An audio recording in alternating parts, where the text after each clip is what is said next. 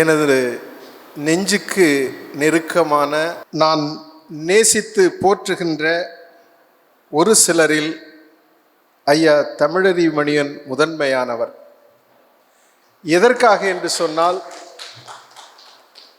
நல்லவர்களை, தூய்மையானவர்களை, அறிவாளிகளை, சிந்தனையாளர்களை இன்றைய சூழலில் பார்ப்பது மிக அரிதாக இருக்கிறது.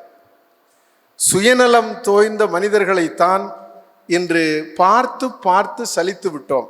அந்த சூழலில் இப்படிப்பட்டவரை பார்ப்பது மிக அரிதாக இருக்கின்றது. அரசியலுடைய துரதிர்ஷ்டம் என்னவென்று சொன்னால், அறிவாளி அரசியலுக்கு தேவையில்லை இன்றைக்கு. அதுதான் இன்றைக்கு இருக்கக்கூடிய நிலை. எல்லா கட்சியிலும் ஒரு காலத்தில், காந்தி இருந்த காலத்தில் அறிவாளிகள் தேவைப்பட்டார்கள், தூய்மையானவர்கள் தேவைப்பட்டார்கள், சேவகர்கள் தேவைப்பட்டார்கள். இன்றைக்கு யார் தேவைப்படுகிறார்கள் என்று சொன்னால், அவர்களெல்லாம் அல்ல, யுத்தி தெரிந்தவர்கள். யுத்தி தெரியணும், அவர்கள் மட்டும்தான் இன்றைக்கு அரசியல் தேவை. அரசியல் என்பது மக்களுக்கானதாக ஒரு காலத்தில் இருந்தது. ஆனால் இன்று அதிகாரத்திற்கானதாக மாறிவிட்டது. அந்த அதிகாரத்திற்கானதாக மாறிவிட்ட காரணத்தினாலே, யார் அதிகாரத்தை அதிகமாக பயன்படுத்தி வாழ்க்கையில் வெற்றி பெற முடியும் என்று நினைத்தார்களோ அதற்கு அது இன்றைக்கு பயன்படுகிறது. ஆகையினால் இன்றைக்கு அரசியல் என்பது மக்களுடைய அரசியலாகவோ, சேவை அரசியலாகவோ, மேம்பாட்டு அரசியலாகவோ, வளர்ச்சி அரசியலாகவோ இல்லாமல் அதிகார அரசியலாக மாறிவிட்டது. அதனுடைய விளைவு, மக்களுக்கு சேவை செய்ய, ஒரு ஜனநாயகத்தில் மக்களுக்கு சேவை செய்ய வந்த கட்சி அரசியலிலே நின்றுவிட்டது.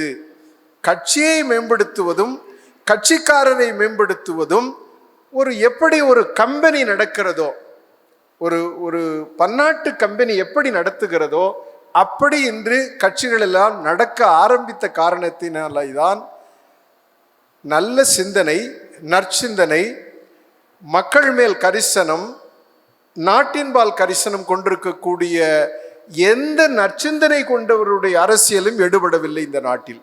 ஆனால் மறந்து விடாதீர்கள், ஒரு அற்புதமான வாய்ப்பு இருக்கிறது மாற்றத்திற்கு. அதை பேசுவதற்காகத்தான் இன்று நான் உங்கள் முன் நிற்கிறேன். இது பெரும்பாலும் இன்றைக்கு என்ன நடைபெற்று கொண்டிருக்கிறது என்று சொன்னார், ஒரு புலம்பல். எங்கே பார்த்தாலும் நாடு மோசமாக போயிடுச்சு, சமூகம் மோசமாக போயிடுச்சு அப்படின்னு மிகப்பெரிய புலம்பல். எல்லாரும் புலம்புறாங்க, யாரை கேட்டாலும் புலம்பல். ஆனால் என்னை பொறுத்தவரையில் அந்த புலம்பலுக்கு தீர்வு கண்டுபிடிக்கலாம். எப்பொழுது என்று சொன்னால், புலம்புவோர் செயல்படுவதற்கு வர வேண்டும். புலம்புவோர் அடையாளம் கண்டு யாருடன் சேர்ந்தால் நாம் செய்ய வேண்டியதை செய்யலாம் என்று யோசிக்க வேண்டும். புலம்புவோர் அத்தனை பேரும் இன்றைக்கு என்னவாக இருக்கிறார்கள் என்று சொன்னால், தனி மனிதர்களாக இருக்கிறார்கள். அதில் ஒரு சுகம் கொண்டு புலம்புகிறார்கள். புலம்புவோர் என்ன செய்ய வேண்டும் என்றால், தலைவரை அடையாளம் காண வேண்டும், அவருடன் ஐக்கியமாகிக் கொள்ள வேண்டும். இது மிக முக்கியமானது. ஆகையினாலே தான் நான் சொல்லுவது, இன்றைக்கு எங்கே வாய்ப்பு இருக்கிறது என்று சொன்னால், அந்த வாய்ப்பெல்லாம் மக்களிடம் இருக்கிறது, களத்தில் இருக்கிறது. ஆனால் இன்றைக்கு களத்தில் கட்சிக்காரர்கள் கிடையாது. களத்தில் கட்சிக்காரர்கள் இருக்கிறார்கள், எப்படி என்றால் தரகர்களாக இருக்கிறார்கள், மக்களுக்கு உதவி செய்யக்கூடியவர்களாக இல்லை. ஆக இன்று வாய்ப்புகள் அத்தனையும் எங்கே இருக்கிறது என்று சொன்னால், களத்தில் தான் இருக்கிறது என்பதை புரிந்து கொள்ள வேண்டும். அப்ப களத்தில் இருக்கக்கூடிய வாய்ப்புகளை நம்மை போன்றவர்கள் எப்படி எடுக்க முடியும் என்கின்ற உபாயத்தை பற்றும் உங்களுக்கு சொல்லி நான் நிறைவு செய்து கொள்கிறேன். சரி, என்ன மிக முக்கியமானது என்று சொன்னால், ஒரு சிறிய வரலாற்றை நாம் புரட்டி பார்ப்போமே ஆனால் அதை புரிந்து கொள்ளலாம். எனக்கு இந்த சுதந்திர போராட்ட காலத்தில் லாகூரில் ஒரு ரெசல்யூஷன் இருக்கு. 1929 லாகூரில் ஒரு ரெசல்யூஷன் இருக்கு. வெள்ளையர்களை வெளியேற்றிவிட்டு பூரண சுவராஜ்யத்தை இந்தியாவிற்கு அடைய செய்வது. இந்தியா பூரண சுவராஜ்யம் அடைய வேண்டும். அது இன்னை வரைக்கும் அடையலை, மறந்துடாதீங்க. இந்த பூமி மட்டும்தான் விடுதலை அடைஞ்சிருக்கு, பூரண சுவராஜ்யம் அடையலை. அந்த பூரண சுவராஜ்யம் என்னங்கிறத விளக்குறாரு. யாரு? காந்தி விளக்குறாரு, வினோபாபா விளக்குறாரு, ஜெயபிரகாஷ் நாராயணன் விளக்குறாரு. ஆனால் இன்னைக்கு வரைக்கும் அது நடக்கலை. அந்த பூரண சுவராஜ்யம் தீர்மானம் போடுகின்ற பொழுது அந்த தீர்மானம் எப்படி வடிவமைக்கப்பட்டது என்றால், அது 1929 அந்த தீர்மானம். ஆனால் உடனே அதை வெளியிடலை. அந்த தீர்மானம் பெரிய நீண்ட நெடிய தீர்மானம். அது 30ஆம் வருடம் தான் அது வெளியில் வருது. அந்த தீர்மானம் என்ன சொல்லுது? வெள்ளைக்காரர்களே, நீங்கள் அரசாங்கம் என்று சொல்லுகிறீர்கள், ஆனால் அரசாங்கம் என்ன செய்ய வேண்டுமோ அதை செய்கிறீர்களா என்றால் இல்லை. ஒரு அரசாங்கம் மக்களுக்கு என்ன செய்ய வேண்டும் என்றால், மக்களை பாதுகாக்க வேண்டும், மக்களை அச்சுறுத்தக்கூடாது, மக்களுடைய நலனில் அக்கறை செலுத்த வேண்டும், மக்களை சுரண்டக்கூடாது. இவைகளெல்லாம் அரசாங்கத்திற்குள்ள இலக்கணம். ஆனால் நீங்கள் என்ன செய்து கொண்டிருக்கிறீர்கள் என்றால், அரசாங்கம் என்று அறியாமையில் இருக்கக்கூடிய மக்களிடம் பிரகடனப்படுத்தி கொண்டு அவர்களை அச்சப்படுத்துகிறீர்கள், அவர்களை சுரண்டுகிறீர்கள், அவர்களுடைய நலனை புறந்தள்ளுகிறீர்கள். அவர்களை சுரண்டி நீங்கள் இங்கிலாந்திற்கு இந்த வளத்தையெல்லாம் கொண்டு சேர்க்கிறீர்கள். ஆகையினால் இனிமேல் உங்களை நாங்கள் அரசாங்கமாக வைத்திருக்க முடியாது, இப்படிப்பட்ட அரசாங்கம் எங்களுக்கு தேவையில்லை, உங்களை வெளியேற்றுவது எங்களுடைய கடமையாக இருக்கிறது, நீங்கள் அரசாங்கம் இல்லை என்பதை புரிந்து கொண்டோம், அதற்கு வேலை செய்வதுதான் எங்களுடைய முழுநேர கடமையாகிவிட்டது.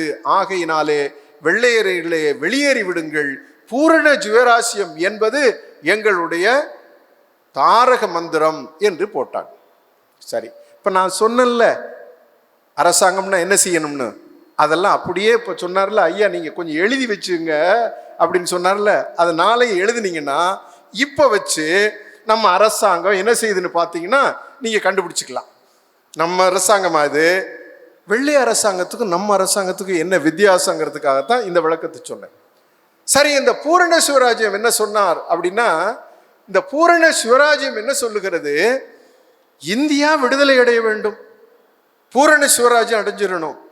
அப்ப சுயாட்சி இங்க நடக்கணும் அப்படின்னா என்ன செய்யணும் அப்படின்னா, எதற்காக இந்தியா பூரண சுயராஜ்யத்தை அடைய வேண்டி இருக்கிறது அதை நாம புரிஞ்சுக்கணும்.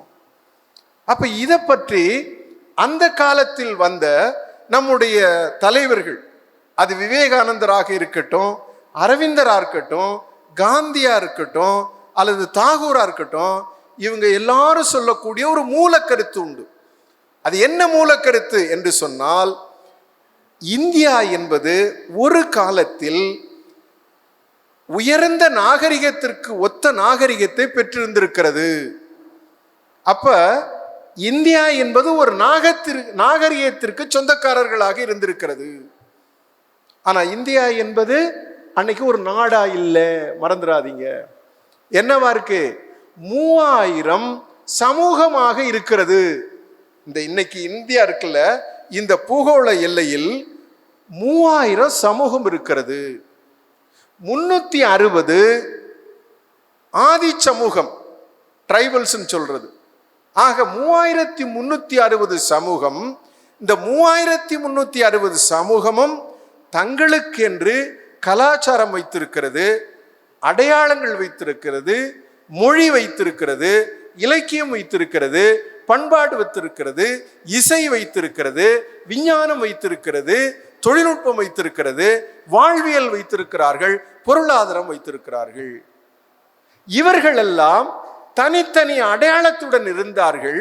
மிக உயர்ந்த ஒரு கூட்டு சமூக வாழ்க்கைக்கு தங்களை தயார்படுத்தி வைத்திருந்திருக்கிறார்கள். அவர்கள் ஒருவரை ஒருவர் அடித்துக் கொள்ளவில்லை.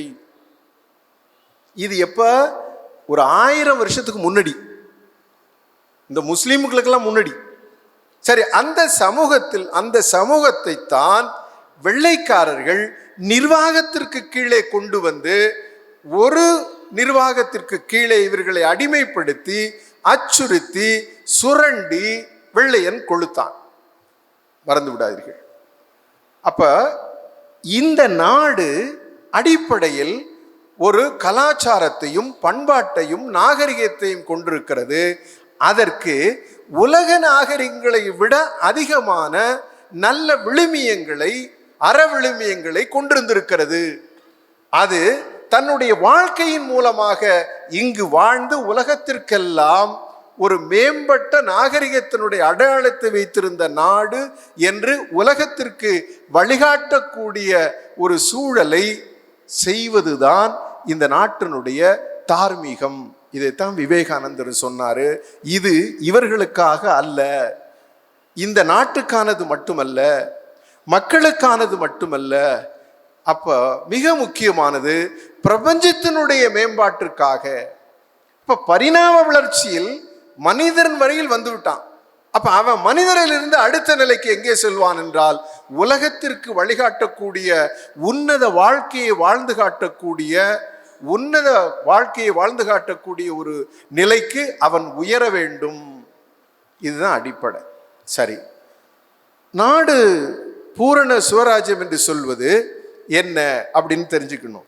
அப்ப பூரண சுவராஜ்யம் சொல்லுகின்ற பொழுது வெள்ளைக்காரன் வெளியில் செல்வது மட்டுமல்ல, அது ஒரே ஒரு நிலை தான், வெள்ளைக்காரன் வெளியில போறது. இப்ப மற்றதெல்லாம் என்ன? இந்திய எல்லை, பூகோள எல்லை விடுதலை அடைய வேண்டும். அப்ப விடுதலை அடைகின்ற பொழுது அவனுடைய கல்வி விடுதலை அடைய வேண்டும். அவனுடைய மண் விடுதலை அடைவது மட்டுமல்ல, அவனுடைய வாழ்வியல் விடுதலை அடைய வேண்டும், கல்வி விடுதலை அடைய வேண்டும், அவன் மருத்துவம் விடுதலை அடைய வேண்டும், அவனுடைய விவசாயம் விடுதலை அடைய வேண்டும், அவனுடைய பொருளாதாரம் விடுதலை அடைய வேண்டும். ஆக எல்லா நிலைகளிலும் அவன் விடுதலை அடைய வேண்டும். அப்ப இவனுக்கான உணவு, இவனுக்கான கல்வி, இவனுக்கான விஞ்ஞானம், இது எல்லாம் விடுதலை அடைய வேண்டும். அந்த விடுதலையை எப்படி பெறுவது அப்படின்னா, அந்த விடுதலையை வெள்ளைக்காரன் கொடுக்க முடியாது. அப்ப அந்த விடுதலையை யார் பெற முடியும் என்று சொன்னால் இந்தியா தான் பெற முடியும். அப்ப இவன் விடுதலை அடைஞ்சிட்டான். 1947 ஆகஸ்ட் 15 14ஆம் தேதி வரைக்கும் அவன் யாரு? வெள்ளைக்காரனுக்கு அடிமை. 16ஆம் தேதி யாரு? சுதந்திரமான மனிதன். என்ன உளவியல் மாற்றம் நடந்தது 2 நாள்ல? நான் சுதந்திரமான மனிதன் அப்படின்னா அவன் சொல்லிக்கலாம். சுதந்திரமான மனிதனுக்கான அடையாளங்கள் என்ன? அப்ப இவனுக்கு தார்மீக பொறுப்பு, இந்திய சமுதாயத்திற்கு ஒரு தார்மீக பொறுப்பு இருக்கிறது. என்னவென்றால் தன்னை மீட்டெடுப்பது. தன்னை மீட்டெடுத்தால்தான் அவனால் சுதந்திரமான மனிதனாக, சுதந்திர சமுதாயமாக, சுதந்திரமாக சிந்திக்கக்கூடியவனாக ஒரு உளவியலை கட்டமைக்க முடியும். அப்ப அது விவேகானந்தர்ல துவங்கி காந்தி வரைக்கும், அரவிந்தர், இவங்க எல்லாருமே என்ன சொன்னாங்க அப்படின்னா, சுதந்திரத்திற்கு எப்படி நாம் தியாகம் செய்தோமோ, பாடுபட்டோமோ, அப்படி சுதந்திரம் அடைந்ததற்கு பிறகு நம்முடைய சுயராஜ்யத்தை கட்டி எழுப்புவதற்காக என்ன செய்ய வேண்டும் என்றால், இந்திய சமூகம் அதில் மிக முக்கிய பங்காற்ற வேண்டும். அப்ப இந்திய சமூகம் இந்த தேச கட்டுமானத்தில், தேசத்தினுடைய மேம்பாட்டில் தன்னுடைய பங்களிப்பை எல்லா இடங்களிலும் செய்ய வேண்டும். அப்ப அது கல்வியாக இருந்தாலும் செய்ய வேண்டும், மருத்துவமாக இருந்தாலும் செய்ய வேண்டும், விவசாயம் இருந்தாலும் செய்ய வேண்டும். ஆக எல்லா நிலைகளிலும் அவன் என்னவாக மாற வேண்டும் என்றால், இந்த நாட்டினுடைய மேம்பாட்டில் பங்காளனாக மாற வேண்டும். பங்காளனாக மட்டுமல்ல, அதில் மிக முக்கியமாக என்ன செய்ய வேண்டும் என்று சொன்னால், அவன் ஒரு குடிமகன், அவன் ஒரு பொறுப்புமிக்க குடிமகன். அப்ப அவனுக்கு என்னென்ன பொறுப்புகள் இருக்கிறதோ அந்த பொறுப்புகளை எல்லாம் அவன் எடுத்துக்கொண்டு அதில் பங்களிக்க வேண்டும் என்று அவர்கள் எல்லாம் எத்தனித்தார்கள். ஆனா துரதிருஷ்டவசமா என்ன நடந்ததுன்னா, இந்த நாடு சுதந்திரம் அடைகிற பொழுது இந்த பாகிஸ்தான் பிரிவினை வந்தது. இந்த பாகிஸ்தான் பிரிவினை வந்த பொழுது என்ன நினைத்தார்கள் என்று சொன்னால், இந்த நாட்டை ஒற்றுமையாக வைத்துக் கொள்வதற்கு எது முக்கியமாக நமக்கு தேவை என்றால், இந்த அரசு இயந்திரம் வேண்டும். எப்படி வெள்ளைக்காரன் அவங்க இருக்கின்ற பொழுது அந்த கட்டமைப்பை உருவாக்கினானோ அந்த கட்டமைப்பை பிடித்தால்தான் இந்த நாட்டை நாம் வலுப்படுத்த முடியும் என்று கருதினார்கள். அதுல எனக்கு ஒரு ஆச்சரியம் இல்லை. ஏன் அப்படின்னா அவர்களுக்கு அன்றைக்கு இருந்த சிந்தனை சூழல் அதுதான். அதனால அதை முடிவு பண்ணாங்க. ஒரு அரசியல் சாசனம் ஒன்று வந்தது. இந்த அரசியல் சாசனம் இன்றைக்கு கூட இந்த அரசியல் சாசனம் இன்னைக்கு இந்த தேர்தலில் ரொம்ப பிரசித்தி பெற்றது. ஆனால் கடைசி வரைக்கும் இன்னைக்கு யார்ட்டையாவது கிராமத்தில் போய் இந்த அரசியல் சாசனம் என்னன்னு யாராவது கேளுங்க, யாருக்காவது தெரியுமான்னு. 75 வருஷத்துல பொலிட்டிக்கல் சயின்ஸ் படிக்கிறவன் படிப்பான், லாயர் படிச்சிருப்பாங்க, ஆனா சாதாரண மனிதனுக்கு போகல. இந்த நெல்சன் மாண்டேலா ஜெயிலில் இருந்த பொழுது இந்தியாவை ரொம்ப கூர்ந்து கவனிச்சுக்கிட்டு இருந்தார். சுதந்திரம் அடைஞ்ச உடனே ஒரு வேலை செஞ்சார். அவர் என்ன வேலை செய்தார் என்று சொன்னால், இந்த தேவாலயத்துக்கு போற பாதிரியார்களை கூப்பிட்டார், பல்கலைக்கழகத்துக்கு போற ஆசிரியர்களை கூப்பிட்டார். கூப்பிட்டு சொன்னாரு, நீங்க ஒரு வேலை செய்யுங்க, இந்த நாடு சுதந்திரம் அடைச்சுன்னு எல்லாரும் தூங்க போயிடுவான். நாடு சுதந்திரம் அடைஞ்சிட்டு அரசாங்கம் இருக்கு, எல்லாத்தையும் பார்த்துக்கணும்னு. இவங்களுக்கு ஒன்று தெரியாது, இந்த அரசாங்கம் யாரு வச்சிருந்தது? வெள்ளைக்காரன் வச்சிருந்தது. வெள்ளைக்காரன் வச்சிருந்தது. அவன் நிறைய சட்டம் போட்டு வச்சிருக்கிறான், இதெல்லாம் அவனுக்கு தெரியாது. இவன் என்ன நினைப்பான், நாடு தான் சுதந்திரமாச்ச, அப்போ எல்லாம் நடந்துரும் நினச்சிக்கிட்டு இருப்பான். இந்த அரசியல் சாசன சட்டத்தை என்ன கொடுத்துருக்குறோம்னா, 80 விழுக்காடு தென்னாப்பிரிக்காவில் 80 விழுக்காடு பொருளாதாரம் யார் கையில் இருக்குன்னா வெள்ளைக்காரன் கையில் இருக்கு. 20% தான் இவன்ட்டு இருக்கு. ஆனா இவன் எத்தனை பேர் இருக்கான்? கருப்பன் 80%. இவனுக்கு பாதுகாப்பு என்பது எதில் இருக்கிறது என்றால் இந்த அரசியல் சாசனத்தில் இருக்கு. அப்ப இந்த அரசியல் சாசனம் என்பது அவனுடைய மிகப்பெரிய ஆயுதம்னு அவனுக்கு தெரியலைன்னா அவன் என்ன பண்ணுவான்னா, சுதந்திரம் அடைந்த நாட்டில் இன்னொரு விதமான அடிமையாக இருப்பான்.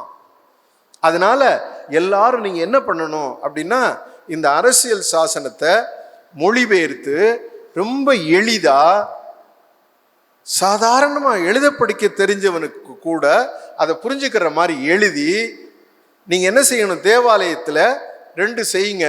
உங்களுக்கு 2 பை இருக்கு, ஒரு பையில உங்க புதிய ஏற்பாடை வச்சுங்க, இன்னொரு பையில நான் ஒரு புதிய ஏற்பாடு தர்றேன். அது என்னன்னா தென்னாப்பிரிக்காவினுடைய அரசியல் சாசனம், அதை வச்சுங்க. ஒரு அரை மணி நேரத்துக்கு உங்க புதிய ஏற்பாட்டை பேசுங்க. ஏன்னா சர்ச்சில் அது பேசாம இருக்க முடியாது.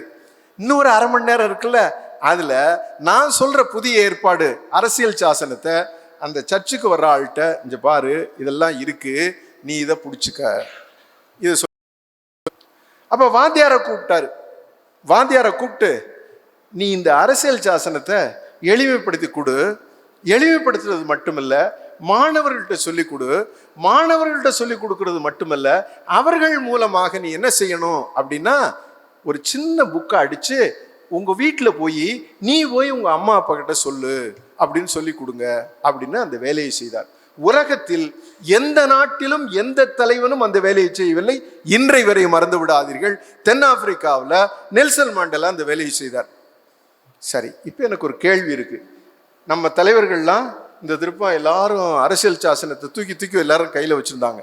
அவங்களுக்கு வேண்டுகோள் என்ன அப்படின்னா, 75 வருஷத்துல சாதாரண மக்களுக்கு இந்த அரசியல் சாசனம் எப்படி உங்களுக்கு பாதுகாப்பாக இருக்கிறது என்று என்னைக்காவது காட்டணுமா, என்னைக்காவது சொன்னோமா, என்னைக்காவது சொல்லி கொடுத்துருக்குறோமா? இல்லை. எங்க நடக்குது? லா காலேஜில் நடக்கும்.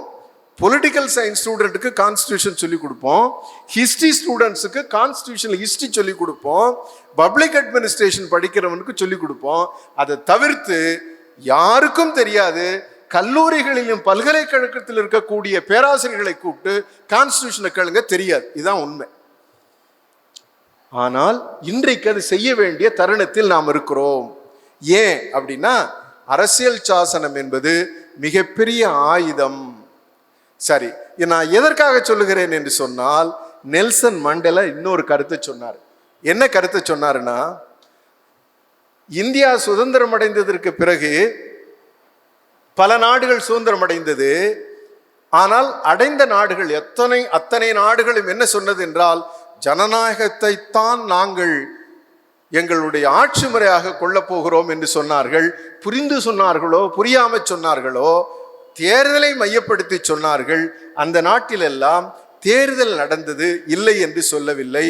ஆனால் குறைந்த நாட்களுக்குள்ளேயே அந்த ஜனநாயகம் என்னாகிவிட்டது என்று சொன்னால் அது ஒரு அடக்குமுறை ஜனநாயகமாக மாறிவிட்டது.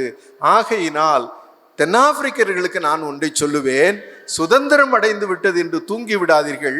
எந்த அளவிற்கு தியாகம் செய்து சுதந்திரம் வாங்கினோமோ அதைவிட ஒருபடி மேலே போய் தியாகம் செய்து போராடி பெற்ற சுதந்திரத்தை எல்லா தரப்பு மக்களுக்கும் கொண்டு செல்ல வேண்டும். இல்லை என்று சொன்னால் சுதந்திர நாட்டில் என்னவென்று சொன்னால் உள்நாட்டிலே ஒரு காலனி ஆதிக்கம் வந்துவிடும். இன்றைக்கு எல்லா நாடுகளிலும் இன்டர்னல் கனோலினிசம் என்று சொல்வார்கள். ஆக அங்கு அது என்னவாக மாறுகிறது என்று சொன்னால் அங்கே காலனி ஆதிக்கம் வந்து விடுகிறது, உள்நாட்டு காலனி ஆதிக்கம் வந்து விடுகிறது. ஆகையினாலே மக்கள் பங்கேற்பு என்பது மிக முக்கியமானது என்று கடைசி வரையில் வாதாடி கொண்டே இருந்தார் யாரு? காந்தி. ஆனால் நம்முடைய அரசியல் சாசனம் வருகின்ற பொழுது நம்முடைய அரசாங்கம் அது என்ன சொன்னது என்று சொன்னால், மக்களுக்கு உங்களுடைய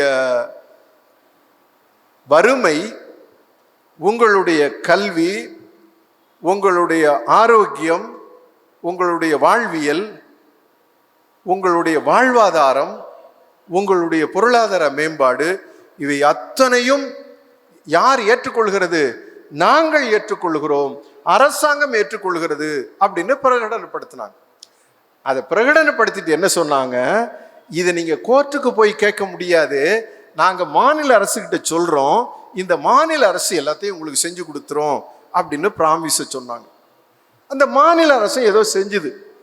என்ன செஞ்சது அப்படின்னா, நான் ஒன்று சொன்னேன், காந்தி என்ன விரும்பினார், விவேகானந்தர் என்ன விரும்பினார், அல்லது தாகூர் என்ன விரும்பினார், அரவிந்தர் என்ன விரும்பினார் என்றால், இந்திய நாட்டை விடுதலை செய்வதற்கு ஆயுதம் செய்து விடுதலை செய்யவில்லை, ஆத்மாக்களினுடைய சங்கமத்தின் மூலமாக விடுதலை செய்வது.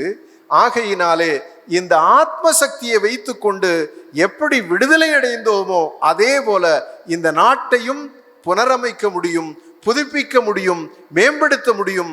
அதை செய்ய வேண்டும் என்றுதான் கனவு அவங்களுடையது. ஆனா இங்கே என்ன கனவுன்னா, நீ ஒண்ணு செய்யாத, நான் எல்லாம் செய்யறேன், நீ என்னவாக இருக்க வேண்டும்? பயனாளியா இரு அப்படின்னு சொல்றேன். இப்ப அடிமையில ஒரு சுகம் உண்டு தெரியுமா உங்களுக்கு?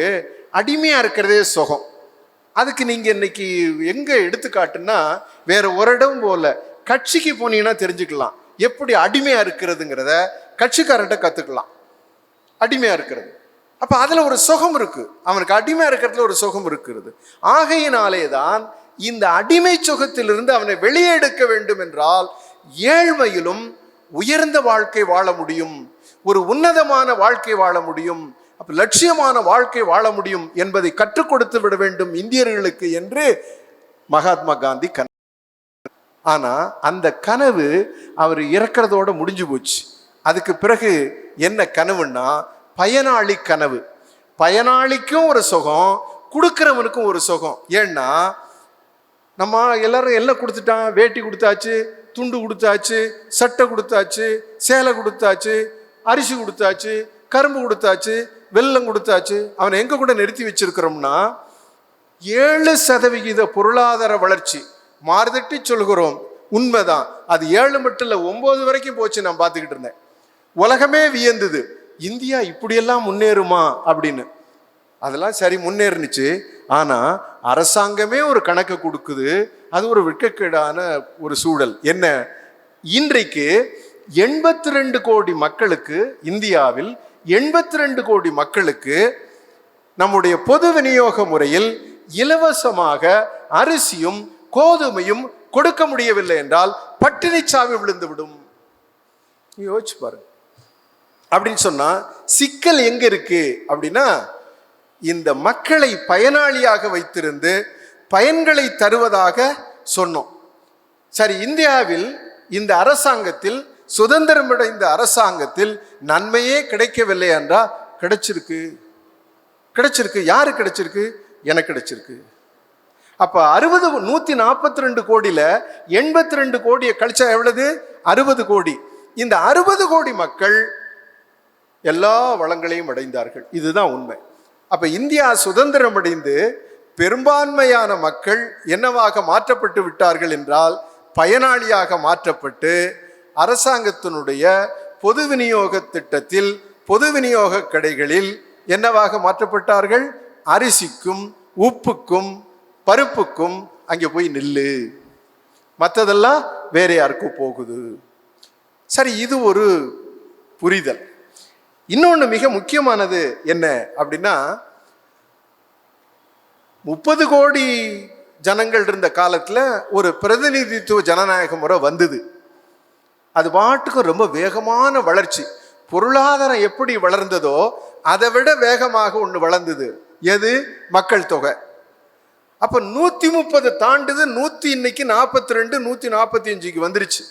அப்போ அரசாங்கம் என்ன சொல்லுது? நான் அரசியல் சாசனத்தில் சொன்னதெல்லாம் உண்மை, என்னால் என்ன செய்ய முடியல, உனக்கு தேவையானதெல்லாம் செய்ய முடியல, அதனால நான் என்ன பண்ணுறேன், சந்தைக்கிட்ட விட்டுறேன்.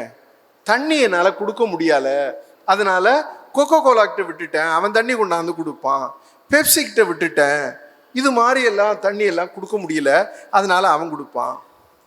சரி, அப்போ உன்னுடைய ஆரோக்கியத்தை என்னால் பாதுகாக்க முடியல, சுகாதாரத்தை பாதுகாக்க முடியல, அதனால அதை பிரைவேட்டில் இருக்கக்கூடிய ஹாஸ்பிட்டலில் பார்த்துக்கிட்டோம், நிறைய வருது, அதனால அவங்க போய் பாதுகாத்துக்கிட்டோம், விட்டுட்டேன். கல்வி என்னால் கொடுக்க முடியல, அதனால பிரைவேட்டு கொடுத்துட்டேன். அப்போ நீ என்ன செய்வ? கேள்வி இருக்குல்ல. நீ என்ன செய்ய போற அப்படின்னா, பொருளாதாரத்தை வளர்க்க போறேன். எப்படி நீ வளர்க்க போற பொருளாதாரத்தைன்னா, வெளிநாட்டிலேருந்து போய் எல்லாரையும் கூப்பிட போறேன், அவன்லாம் பணம் கொண்டுகிட்டு வருவான், அவன்லாம் கொண்டாந்து இங்கே இண்டஸ்ட்ரி பண்ணுவான். சரி, இண்டஸ்ட்ரி பண்ணி பொருளாதாரம் வளர்க்கும். அதில் மிக முக்கியமானது என்னவென்று சொன்னால், இவைகளெல்லாம் நடந்தது 7%, 8%, 9% இந்த பொருளாதார வளர்ச்சி நடந்தது. ஆனால் மறந்து விடாதீர்கள், உலக பொருளாதாரத்தை ஆய்வு செய்து பார்ப்பீர்களே ஆனால் 3% பொருளாதார வளர்ச்சி அடைந்த நாடுகள் எல்லா தரப்பு மக்களுக்கும், அனைத்து குடும்பங்களுக்கும் அனைத்து அடிப்படையான வசதிகளை செய்து கொடுத்து விட்டது. அனைத்து அடிப்படையான வசதிகளை 3% வளர்ச்சியில். ஆனால் 7% வளர்ச்சி, 8% வளர்ச்சி நடந்த நாட்டில் இவைகள் நடைபெறவில்லை என்றால் அந்த பணம் எங்கே போனது என்று இன்று வரை எந்த அரசியல் கட்சியும் கேட்கவில்லை. இதுதான் இன்னைக்கு இருக்கக்கூடிய தர்ம சங்கடம். நமக்கு எங்கே போனது அந்த பணம்